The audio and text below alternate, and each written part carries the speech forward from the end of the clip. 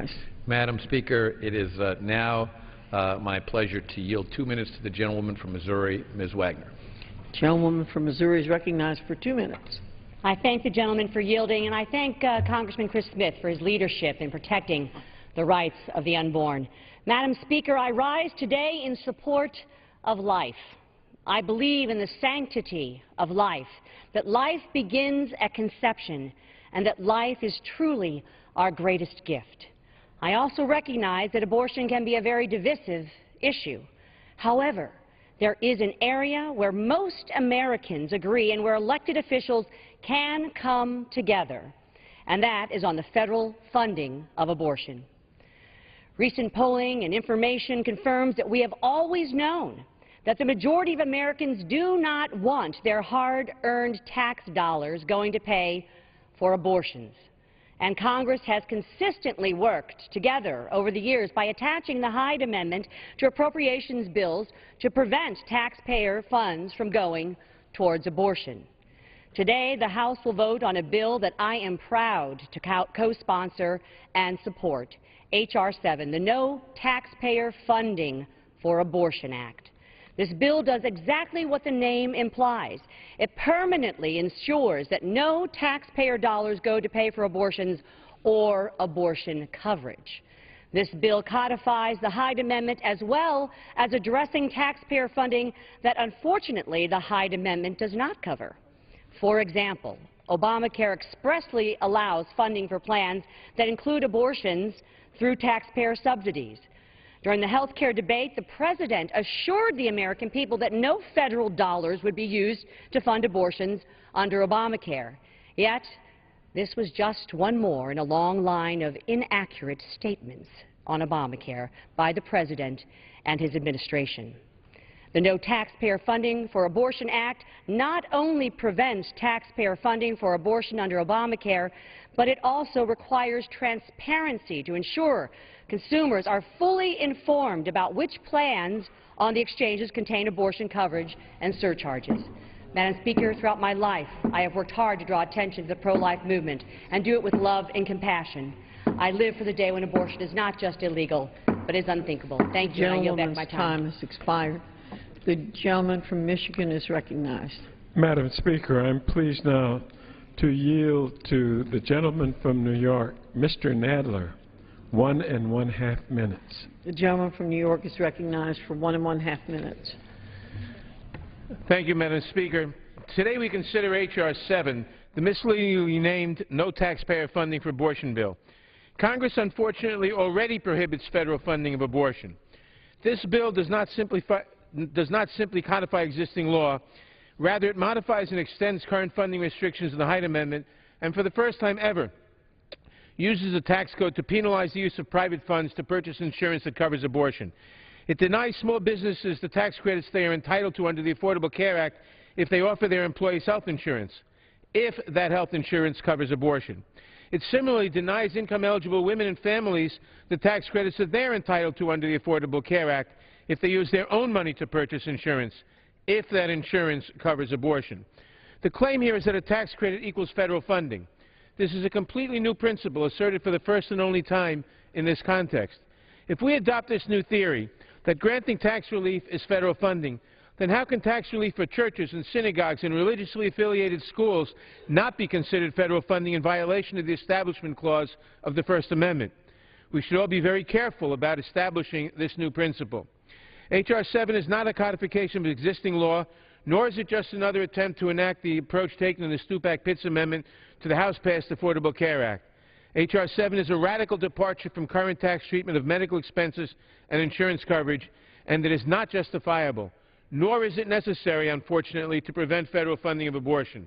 I urge all my colleagues to vote no on this bill. I yield back the balance of my time. The gentleman's time has expired. The gentleman from Virginia is recognized.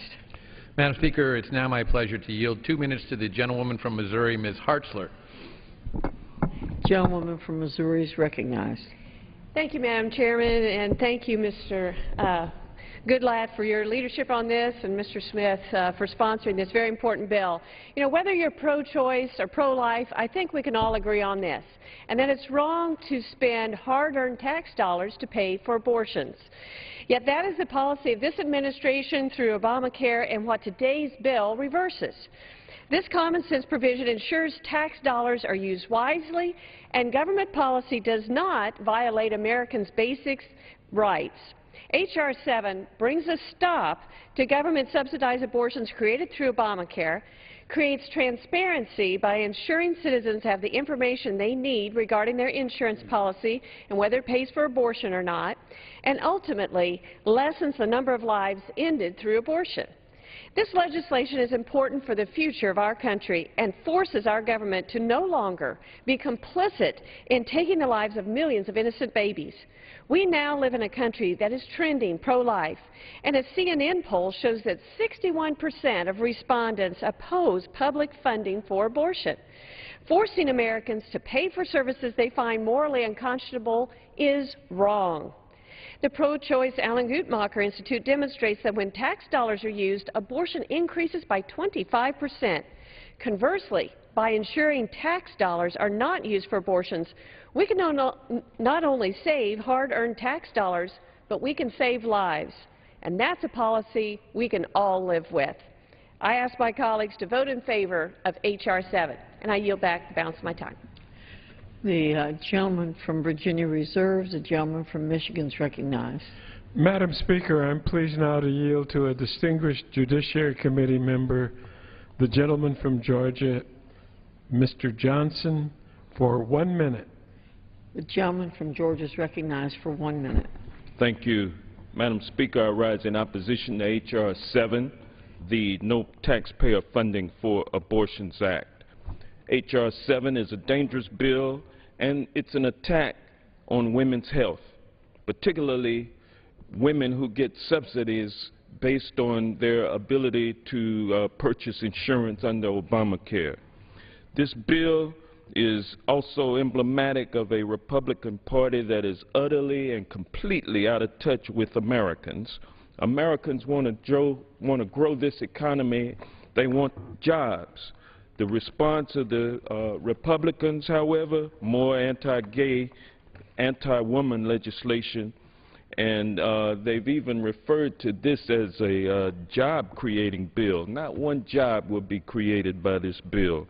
Why don't we focus on getting Americans back to work instead of doing everything we can to restrict women's health care choices?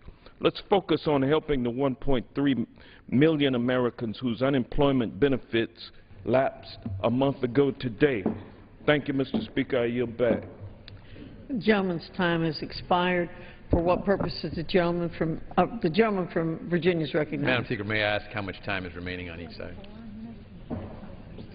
The gentleman from Virginia has 4 minutes remaining. The gentleman from Michigan has 6 minutes remaining. At this time, Madam Speaker, it's my pleasure to yield 2 minutes to the gentlewoman from Tennessee, Ms. Black.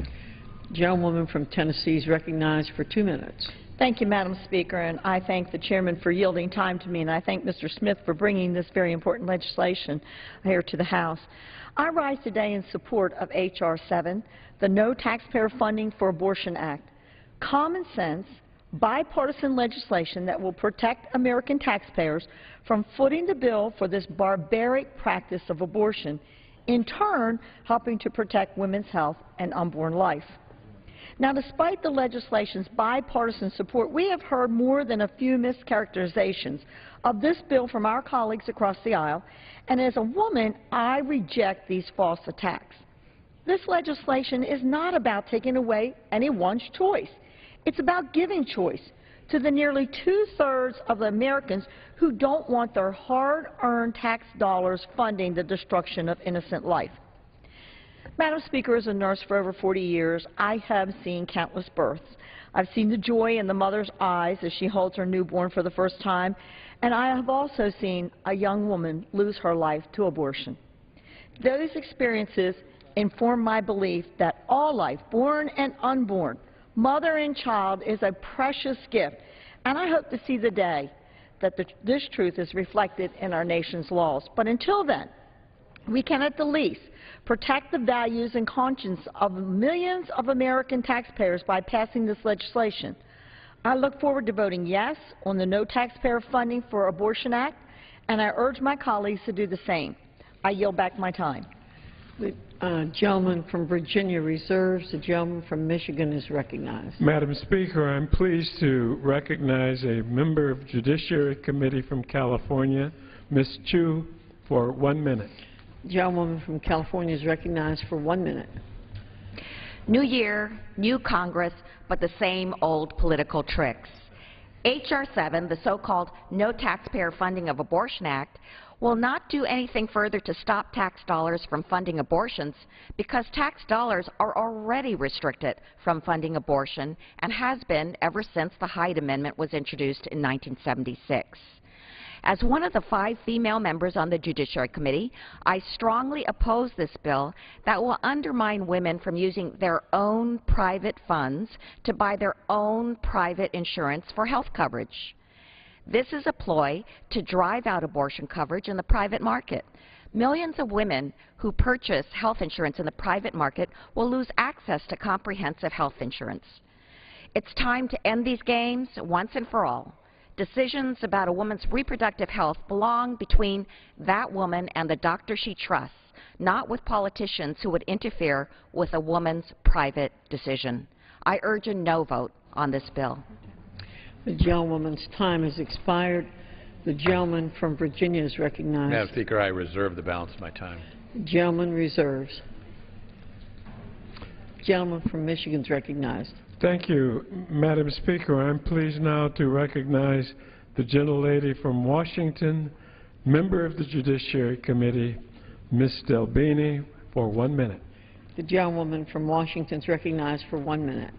Thank you. I rise to urge my colleagues to oppose this sweeping anti-choice bill, which would deny premium tax credits to income-eligible women and families if the insurance they obtain under the Affordable Care Act covers abortion, except in cases of rape, incest, and a woman's life being in danger. What experts in the healthcare industry predict, and as one of the witnesses at this month's judiciary hearing testified, is that the burdensome regulatory requirements contained in this bill would have a chilling effect and lead to insurers dropping abortion coverage from their plans.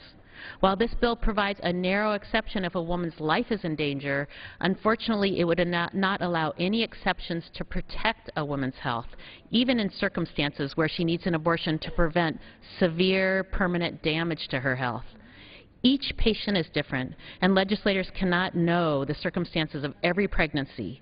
They should not interfere in personal, private medical decisions that should be made between a woman, her family, and her doctor. I urge my colleagues to oppose H.R. 7, and I yield back. The woman's time has expired. The gentleman from Virginia is recognized. Madam Speaker, we continue to reserve. The gentleman from Michigan is recognized. Madam Speaker, I'm pleased now to recognize the gentleman from Florida, member of Judiciary, Mr. Deutsch, for 1 minute.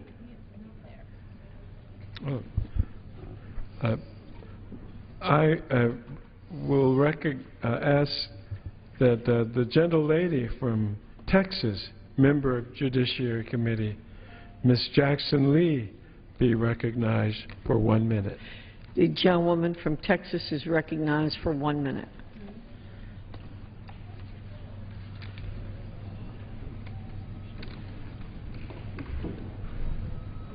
Let me thank the gentleman who has served on this Committee of Opportunity, Equality, and Justice for his entire career, among other committees in the United States Congress. Let me thank the manager and chairman of the Judiciary Committee as well, because we do not come to the floor in argument about each other's conscience. We respect the belief of others and the conscience of others and the integrity of the decision made by those who choose to stand for their positions. But as a senior member of the Judiciary Committee, I only stand here on the basis of equal protection under the law and the applying of the Constitution to every single person, which includes a woman's access to health care. And what H.R. 7 does, beyond the Hyde Amendment, which has been law and in law and adhered to for decades.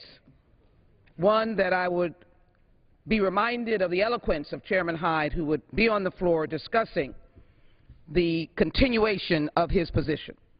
But right now what you have is, if someone is... Madam Speaker, I yield the distinguished lady from Texas an additional minute. Very kind, sir. If, for example, you have pre-tax monies for health care or a health savings account, you're taken care of. But if you live in the District of Columbia and you want to use local funds, you're left along the highway of unequalness. If you're in the United States military, you're left along the highway of unequalness. If, for example, you have been the victim of sexual assault and result in a situation that requires access to health care, you're left alone. Federal employees, you're left alone. Poor, you're left alone. The bill that we have was just submitted to the Rules Committee. It was not before the House Judiciary Committee. We don't know what's in it. So, Madam Speaker, I do not rise against person's conscience. I rise and hold the Constitution in my hand.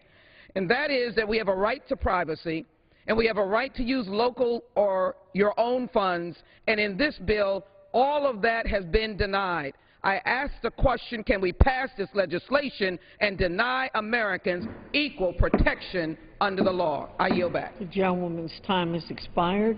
The gentleman from Virginia is recognized. Madam Speaker, at this time I am pleased to yield 1 minute to a distinguished member of the Judiciary Committee, the gentleman from Alabama, Mr. Backus. The gentleman from Alabama is recognized for 1 minute. Thank you, Madam Speaker. Madam Speaker, no child is unwanted. Let me repeat that. No child is unwanted. There are millions of American couples today that are waiting to give these unborn children a home, a loving home. I don't know all the circumstances, but I do know that a lot of the unborn are little girls and little boys. And I don't know about my colleagues, but I believe that God has a plan for each of those unborn children. And I don't believe that that plan includes terminating their life.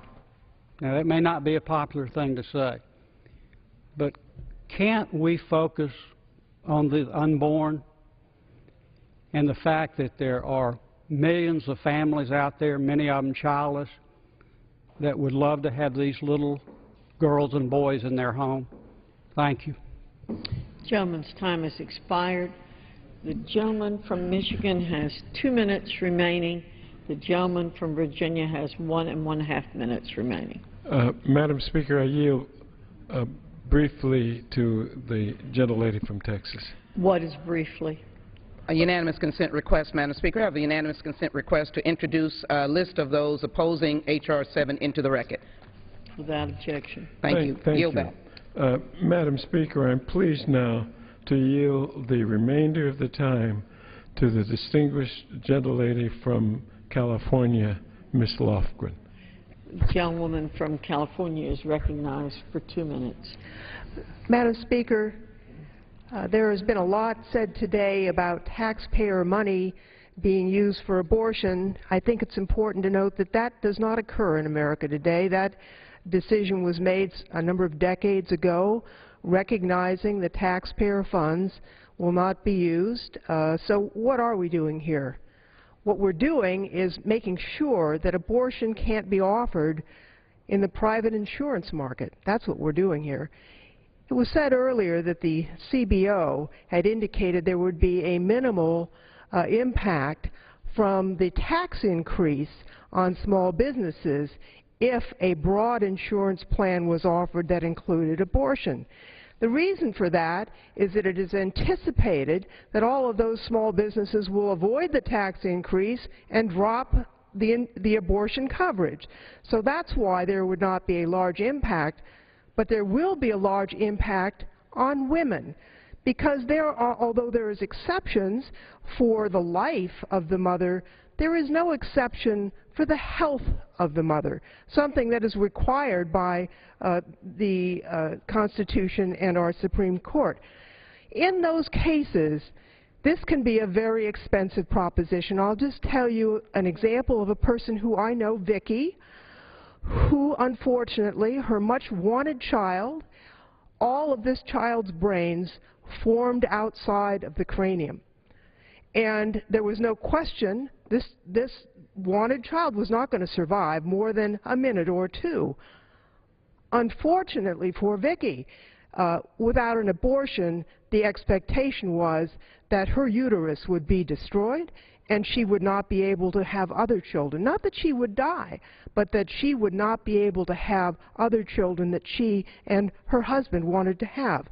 It is very expensive to get some of these procedures when your health is at risk. And so, yes, we will not have increases on small businesses because they will drop these coverages. But the women of America are going to be told by this government, yes, we know better than you do. We're going to decide for you.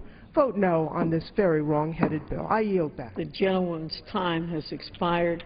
The gentleman from Virginia is recognized for 1 1/2 minutes. Thank you, Madam Speaker. I yield myself the balance of the time. And I would say that the evidence is overwhelming that the American people do not support using taxpayer funds for abortion. And the evidence is very strong that that should not be allowed under Obamacare either. And it's also very strong that individuals have the opportunity with their own private funds to purchase a policy that provides for abortion. It might be a separate policy from the policy that provides their health insurance. It would be probably not very expensive, but that's their choice. That's their conscience. That is not what the American people expect to see done with their taxpayer dollars. In fact, as one of our committee witnesses pointed out, a majority of the public opposes government funding for abortion. Women oppose funding by a few percentage points more than men. And those who are poor and would presumably be those most likely to seek government funding for abortion, they oppose it more than those who are more affluent.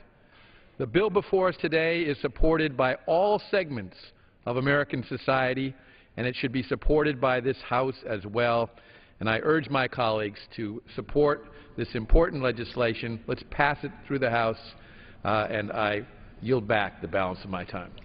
The gentleman from Virginia yields back. All time has expired. Pursuant to House Resolution 465, the previous question is ordered on the bill as amended. The question is on engrossment and third reading of the bill. Those in favor say aye. Those opposed say no. The ayes have it. Third reading. A bill to prohibit taxpayer-funded abortions.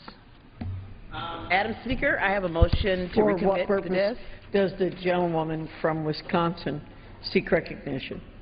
I have a motion to recommit at the desk. Is the gentlewoman opposed to the bill? Yes, ma'am. Madam Speaker, I am opposed to the bill. The gentlewoman qualifies. The clerk will report the motion. Ms. Moore of Wisconsin moves to recommit the bill H.R. 7 to the Committee on the Judiciary with instructions to report the same back to the House forthwith with the following amendment. Add at the end of the bill the following and conform the table of contents accordingly. Title III, Rule of Construction. Section 301, protecting the medical privacy of women, including victims of rape and incest. Nothing in Title I, Section 201B, or Section 202 of this Act shall be construed to authorize any party to violate directly or indirectly the medical privacy of any woman, including the victims of rape or incest. The clerk will suspend. For what purpose does the gentlewoman from Tennessee seek recognition? I reserve a point of order against the motion to recommit. Point of order is reserved. The clerk will read. The medical privacy of any woman, including the victims of rape or incest, with respect to her choice of or use of comprehensive health insurance coverage. Pursuant to the rule, the gentlewoman from Wisconsin is recognized for 5 minutes in support of her motion. Well, thank you, Madam Speaker. The motion to recommit is very simple, as the clerk stated. It will ensure that nothing in this bill shall be construed to authorize any party to violate the medical privacy of any woman, including the victims of rape, incest, with respect to her choice of or use of comprehensive health insurance. Here we are today, Madam Speaker, on the day of the State of the Union, when long-term unemployment insurance has lapsed, debating a recycled bill that attacks women's health care. This is truly an example of an out-of-touch moment for the majority. The legislation under consideration today fundamentally lacks compassion. Women's health advocates have expressed strong concerns about its impact on women's right to privacy when it comes to their medical care and decisions. This bill has damaging effects on women who have been raped, victimized by incest, who suffer from debilitating illnesses like the one that the gentlelady from California described, Vicky, who want nothing more but their right to make their own personal health care decisions with their own private insurance. I've heard people continuously say that this is a recodification of the Hyde Amendment. We all abide by the Hyde Amendment, but this bill seeks to strip women of their rights to have insurance, even in the private insurance market. That is why I invite my colleagues to join me in passing this motion to recommit today, to ensure that we do not unintentionally eviscerate protections that are fundamental to women's health and liberty. We're greatly concerned about this legislation, that it would force women in private health insurance to have to, quote, unquote, justify their need for a full range of reproductive health care services, even if their life is in danger or if they've been the victim of sexual assault or incest. This legislation, again, could remove the option for a health insurance company to choose to offer comprehensive women's health services. Many of us remember, some of us on a very personal level, the egregious history of this issue. Many of us remember the shame and stigma that women victims face and still do face when they come forward to seek services. Depending on how this bill is implemented, a woman could be required to provide extensive documentation to save her own life or even prove to her insurance company that she was assaulted. What will happen? Will she have to go to court, Madam Speaker? Will there be an IRS audit? Madam Speaker, there are just so many unanswered questions, and the answers could have meaningful consequences for women across our entire country. What kind of proof would a woman need to exercise options for health care? Who gets to determine whether or not a woman's sexual assault was a legitimate rape? What kind of intensively private information would be required to establish this proof? Who in the insurance company or other entity would be equipped to make a ruling on the validity laid out in the bill? Oh, we remember our history as women of humiliation and public degradation that forced victims of rape or incest to stay in the shadows rather than to get the health care they need and deserve, or to seek justice against their attacker. This motion to recommit simply makes sure that we uphold our history of protecting the confidentiality and medical privacy of women, upholding women's constitutional right to health care, particularly those who are victims of terrible crimes. I urge my colleagues to adopt this motion to recommit, and I yield back the balance of my time. The gentlewoman yields back. For what purpose does the gentlewoman from Tennessee seek recognition? Madam Speaker, I withdraw my point of order in opposition to the motion. The point of order is withdrawn. The gentlelady is recognized for 5 minutes. Thank you, Madam Speaker. I find it so interesting that we have an MTR that talks about privacy when just 2 weeks ago we brought to this floor a bill that Chairman Pitts brought from Energy and Commerce that addressed the privacy issues and concerns of all Americans that have had to go to the healthcare.gov site. I would remind my colleagues that there were 67 members of their caucus that crossed the aisle and voted with us. Privacy is an important issue, and we are concerned about that issue for all Americans. I would also remind my colleagues who are required about the possibility of an IRS audit, that we have seen many of those come out of this administration. I would remind them when they say we are remembering our history as women, that we all stand and we remember that the first guarantee, the first right, is the right to life. We have a responsibility as members of the People's House to make certain we do the will of the people. And over 60% of all Americans say, do not use my money. All money we have is taxpayer money, and do not use it to fund abortions. This is what we are doing. I would remind all of my colleagues in the House that the bill that is before us today upholds and follows a long-standing principle that the American people and members from both sides of this aisle have supported for decades. That is that taxpayer dollars should not be spent on abortions and abortion coverage except in the instance of rape, incest, and life of the mother. The vast majority of my colleagues, Democrat colleagues, voted for this same principle in last month's appropriations bill, yet this simple fact seems to be eluding most of them who have come to the floor today. I would encourage my colleagues to vote no on this motion to recommit and to vote for H.R. 7 and the underlying legislation, and I yield back the balance of my time. The gentlewoman from Tennessee yields. Madam Speaker. Without objection. Without objection, the previous question is ordered on the motion to recommit. The question is on the motion. All those in favor say aye. Aye. Those opposed, no. No. The noes have it. The motion is not agreed to. Madam Speaker, I would ask for the yeas and nays. The yeas and nays are requested. Those favoring a vote by the yeas and nays will rise. A sufficient number having risen, the yeas and nays are ordered. Members will record their votes by electronic device. Pursuant to Clause 9 of Rule 20, this 15-minute vote on the motion to recommit will be followed by a 5-minute vote on passage of the bill if ordered.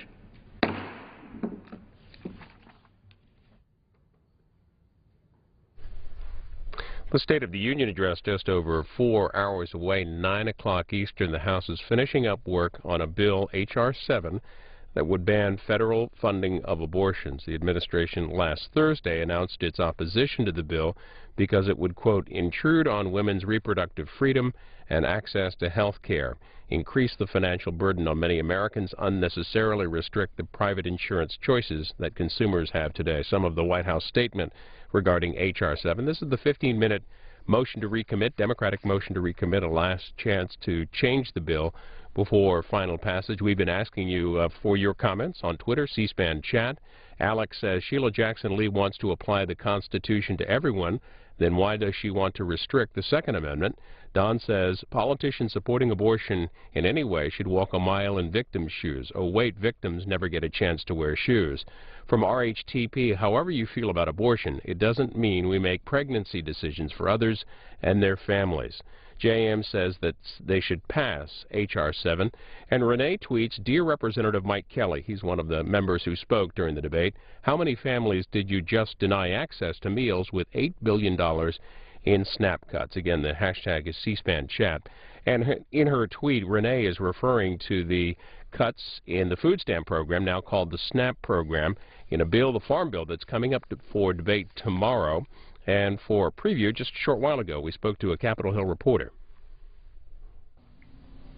The House debates the final version of the Farm Bill on Wednesday, and covering that debate is Ellen Ferguson. She covers agriculture issues for CQ Roll Call.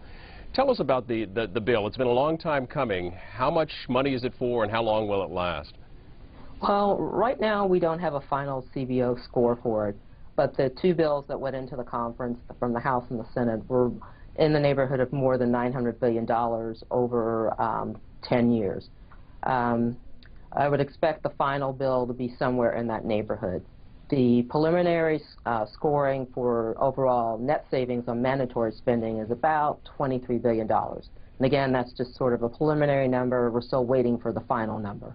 The headline on one of your pieces in CQ says that Farm Bill conferees are upbeat about fast passage by Congress despite grumbling. Some of that grumbling was about the funding for food stamps or the SNAP program. How did they resolve that? Well, what they decided to do was to focus on one common element in both bills, which was tightening up on so-called heat and eat deductions. It's a federally subsidized payment for heating or cooling costs that states have used to make kind of nominal payments to people so that they could then use that number to for a utility deduction, and it goes into calculating their SNAP benefits. Now, there have been reports that essentially some people who didn't have heating and cooling costs were being able to claim those deductions, and so this tightens it up. It says to the states, you have to at least make a minimal payment of $20, not per month, but per year, in order for people to be able to use this. Now, there's concern on the part of some in the anti-poverty and hunger community that this would affect up to 850,000 households. But there is the option of states actually stepping up and increasing the payments. Not every state will do that, but some will. And then there's possibility that some people will still qualify for this heating deduction. But just the first blush on it, about 850,000 households out of about 23 million households that currently receive SNAP could be affected. And on average, they could probably see their monthly benefits decline by about $90, which for a lot of people is very substantial. Well, in the weeks ahead of the final version here, we heard a lot of debate also, a lot of discussion about how they would resolve differences over the dairy programs. What was the final decision there? Well, the decision there really wasn't a lot of wiggle room. Speaker John Boehner had said that he did not favor something called supply management, dairy supply management. That was a feature in both the House and the Senate bills in the House bill until a floor amendment backed by Speaker Boehner took that out. So what they have is they're using now a bridge. They're going to revive something called the Milk Income Loss Contract Program as a bridge until they get this margin insurance program up. And the bottom line on dairy is that it's always a contentious issue because you have big dairies, little dairies, you have regional differences, you have philosophical and political differences, and as Chairman Lucas, House Agriculture Chairman Lucas, House Agriculture Chairman Lucas said, it is, if he dies within the next 3 days, please put a glass of milk on his tombstone, because that will have killed him. It is usually a very, very, very difficult issue, and it proved to be a very difficult issue till the end. But as has been pointed out by the chairman, he did get Senator Patrick Leahy, who was a conferee and is a champion of small dairies, to sign. And he also got some of the House members from California. California's a big dairy state, and those operations tend to be much larger than those in the Northeast, to also sign the conference report. One more issue to talk about, this country of label origin. What's that all about, and how do they resolve that in the bill? Well, essentially, there wasn't support for repealing it as the meat and livestock and poultry industries wanted. It is a mandatory labeling for, that basically says where an animal was born, where it was raised, where it was slaughtered. It requires that to be on the label, and you cannot commingle meat that has come from different countries. The livestock people say it's a regulatory burden, it's expensive, and it's unnecessary. The supporters say consumers want to know where their food comes from, and also I think they believe that it gives them somewhat of an edge to say that it is all born, raised, and slaughtered in the United States, that has a certain cachet to it. The resolution is that it wasn't repealed, it's untouched.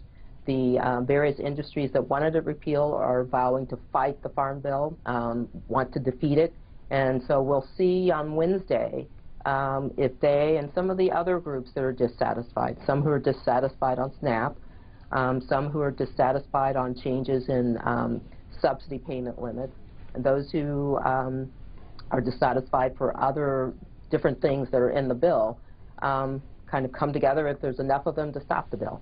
Ellen Ferguson is agriculture reporter with CQ Roll Call, and you can read more at cq.com.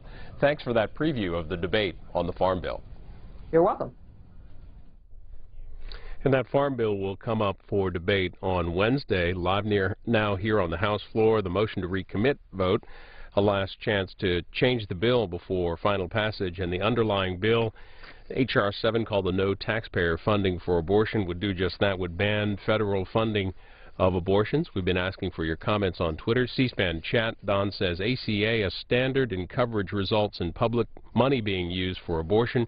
Change abortion to adoption by passing H.R. 7. From RT, who says, the Hyde Amendment harms women and families every day. Repeal Hyde and start covering the health care women need. And Stacy tweeting, abortions can cost thousands of dollars.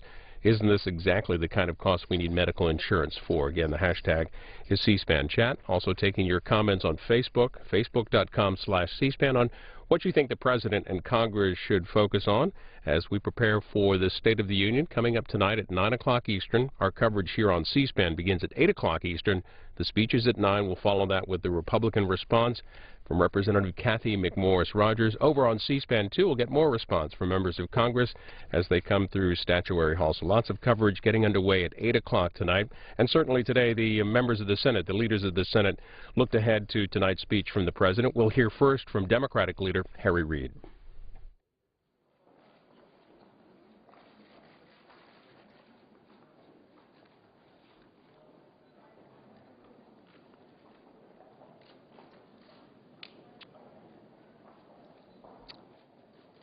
I was informed today that during the last 7 years, Republicans have waged 474 filibusters. They've filibustered major legislation, minor legislation, nominations, everything. As we speak, they're still filibustering unemployment compensation extension, which affects 1.6 million Americans who lost their jobs through no fault of their own. The New York Times reports today that one of my Republican colleagues has made a decision to actively work to sabotage any progress on immigration reform.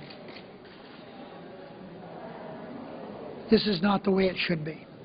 We should be working together, trying to come up with ideas to move forward in legislative form.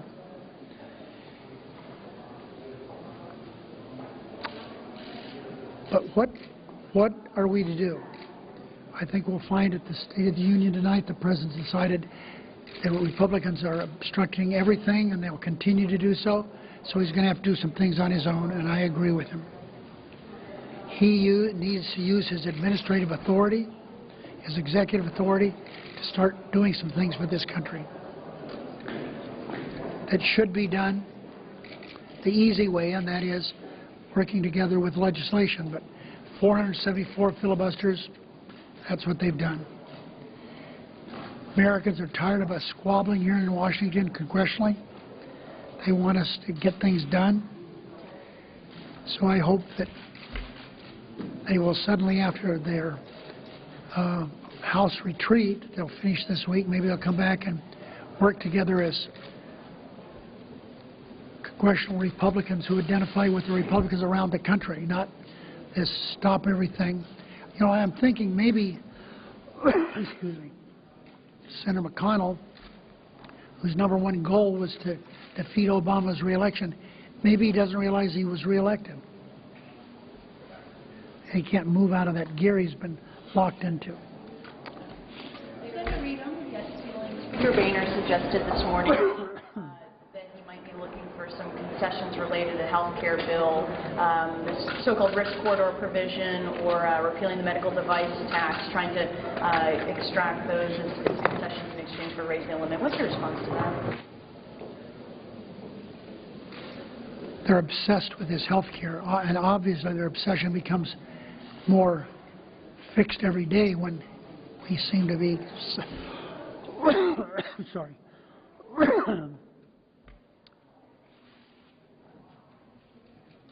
Hundreds of thousands of people, new people are signing up every week. They should get a new tune to sing to. Am I surprised that they're going to try to excuse me, I'm sorry, continue this brinksmanship that they've been doing for all these years, right up to the fiscal cliff. American people don't want another government shutdown. Why don't they come with a new tune? I guess they can't. Yes. Given the debate that's taken place this past month on paying for UI benefits, do you think do you expect a similar debate on paying for tax extenders?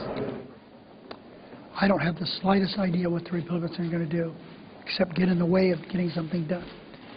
In years past, they didn't want any pay-fors, and we agree with that. Yes. A number of Democrats have asked for votes on various bills to change Obamacare, and I'm wondering if if you envision any of them coming up. Well, I've had a number of meetings, going to continue to have meetings. We have a group of senators led by Senator Murphy, who's going to start coming up with different speeches to talk about the good stuff about Obamacare. We have some of the senators are talking about ways of fixing Obamacare. I'm happy to continue my discussions with them, and I would hope that they could get some Republicans to join with them and do some constructive things that we would have probably agreed to. In the past, the Republicans have only wanted to repeal it. They don't want to fix anything.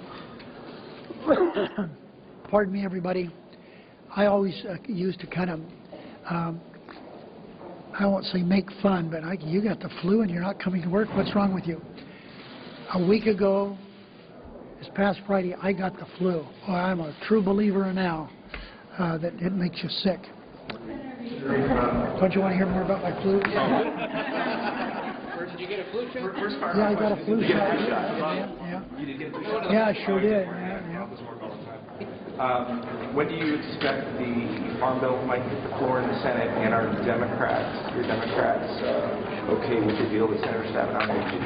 The answer is House is going to send it over to us tomorrow. As soon as we get flood insurance done, I'm going to move to the Farm Bill just quick, Farm Conference board as quick as I can. There's only one cloture vote that we have to overcome, and I'm confident there'll be one, so I'll get there as quick as I can. Farm Bill passed. And it'll pass. Senator Reid, yesterday, House Democrats, including the other Democrats from the Nevada delegation, called on Obama to halt deportations again. I was wondering, what do you think we should be doing about deportations? Well, I think they should direct attention to themselves. Why don't they come up with an immigration bill of their own? We know that it's the right thing to do, not only for the fairness aspect of it, but also for the economy. It would reduce the debt by $1 trillion. So I think they should start looking at the mirror in themselves and start saying that this is a bill that should get done, rather than looking at excuses to try to point fingers at other people.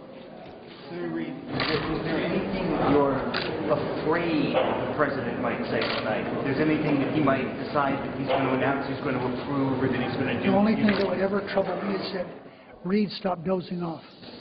Okay? Other than that, I'll do anything. I frankly have dozed off once or twice. Not during the Obama years, of course. But you have the flu. But I'm alert, And I understand the speech isn't going to be very long. Katie Byrne told us it's not going to be a record breaker for length, so we'll see. That's the only thing I would want him to pinpoint me for nodding a little bit. You mentioned Parkinson's minimum wage bill yesterday for something coming up during the next 3 weeks. When do you think that will come up? We hope to take it up the second week we get back after the next work period. Does the President's executive order on the minimum wage and federal contractors, is that eligible? Of course it is. Yeah, people who are dishwashers, janitors, cooks, waiters who get minimum wage should be paid at the $10.10 number. And that's going to kick in. The renewals will kick in immediately. The new hires will kick in when the new contracts come around. What are the prospects for a deal on amendments to get the flood insurance bill? I'm so sorry. We're going to finish the flood insurance bill either with or without a deal. We have tried our best to come up with, to be as patient as we can. We now have about a dozen amendments that we're happy to do. Toomey, after months, came up with his amendment. We're happy to vote on that. So we will either get agreement today, or the 30 hours is up tomorrow. That ends another one of their 30-hour post-cloture wastes of time. But we're going to finish that bill this week, if at all possible. Thanks. Thank you.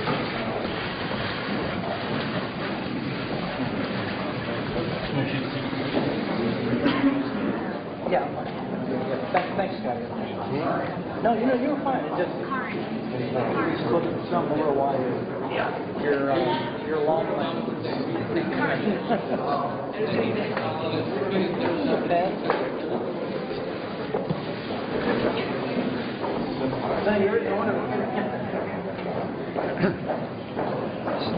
Well, good afternoon, everyone. We'll all have a long day today.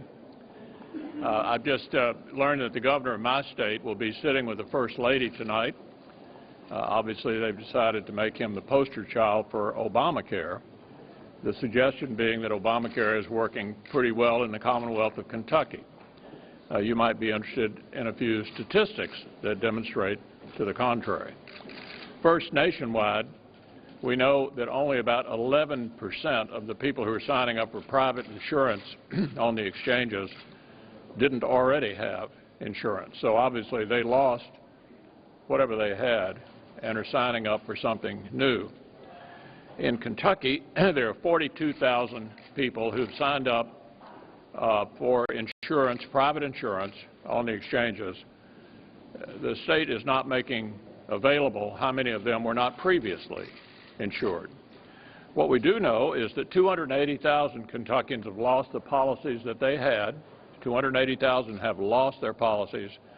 42,000 have signed up for new policies. We're not sure how many of them are in the 280,000. And we know that 138,000 people have signed up for Medicaid. And I think most of the sign-ups across the country are in the Medicaid area because that is obviously free health care and pretty popular, I'm sure, among those who are eligible.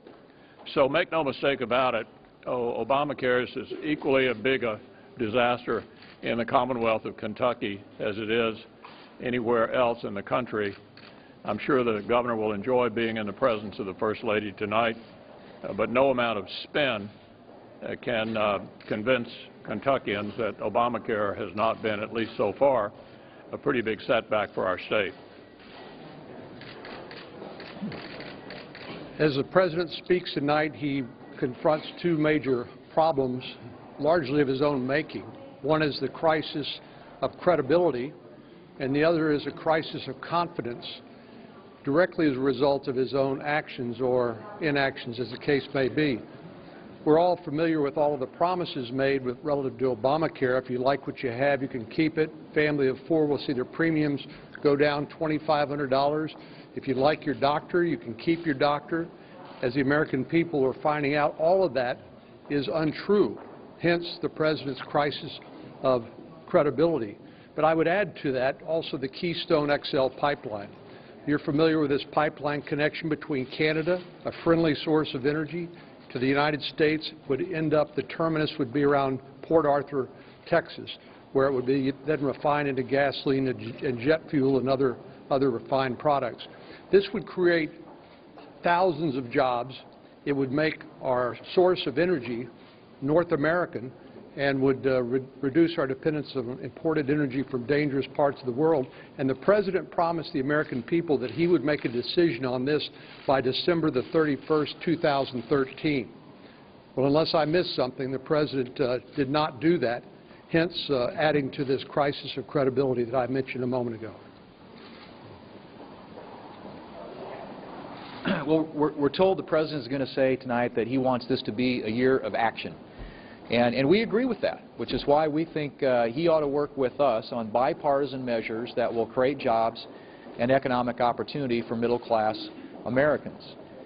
Instead, the President's talking about taking unilateral action on a whole range of things. He started that today with the raising the minimum wage for federal contractors. He's going to call on Congress to raise the minimum wage. There are a lot of bipartisan things out there that actually would create jobs. You heard Senator Cornyn talk about the Keystone Pipeline. The President's own State Department said that would create 42,000 jobs. You heard Senator McConnell talk about Obamacare and how that's destroying opportunity and jobs for people in his home state. And now the President's talking about a minimum wage increase, which the Congressional Budget Office has said in the past would cost us literally hundreds of thousands of jobs. So why would you come out and put forward policies that you know are going to destroy jobs at the very time when you know the best way for people, the best pathway to a better and a brighter and a more prosperous future is a good job?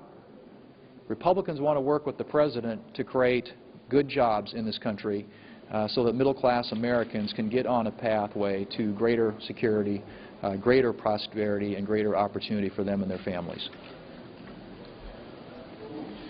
And one of those threats to good jobs continues to be the medical device tax, which was passed as part of the health care law.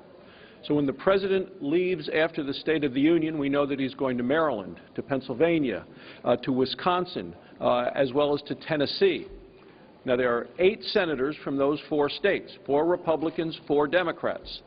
All 8 of them voted in favor of repealing the medical device tax, because they know it harms their communities, it sends jobs overseas, and it prevents getting Americans working again.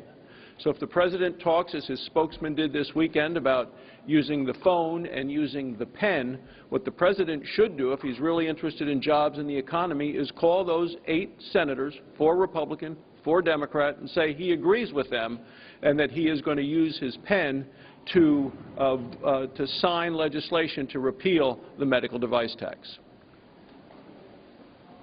Well, in terms of getting things done, there are plenty of things out there that could get done. The House, the Republican House, has passed a lot of legislation, a lot of it very job-focused. There are any number of bipartisan bills, from infrastructure to manufacturing to mental health reform, that could pass both the House and Senate if they could get to the Senate floor, just like those bills that have already passed the House. I think many of us are concerned that the President stated, and his staff continues to talk about, his administration continues to talk about the pen and the phone. You know, to think that a President of the United States has decided to limit... 92, the nays are 221, present 1.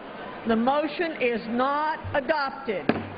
The question is on passage of the bill. Those in favor will say aye. Those opposed will say no. The ayes have it. For what purpose? Madam Speaker, I ask for the yeas and the nays. The yeas and nays are requested. Those favoring a vote for the yeas and nays will rise. A sufficient number having risen, the yeas and nays are ordered. Members will record their votes by electronic device. And this is final passage of H.R. 7, a bill that would end federal funding of abortion. It is a 5-minute vote, and it's the last bit of legislative work in the House for today. When they wrap up, they will clear the chamber and It will be prepared for tonight's State of the Union address, and that will get underway at 9 o'clock Eastern. Our coverage here on C-SPAN starts at 8 Eastern. And on C-SPAN 2, we'll also follow the State of the Union tonight. Following the address, we'll be in Statuary Hall to hear from members of Congress. So, final passage on H.R. 7 coming up tomorrow in the House. They will take up the Farm Bill, and that will do it for their legislative week as House Republicans are on retreat for the rest of the week.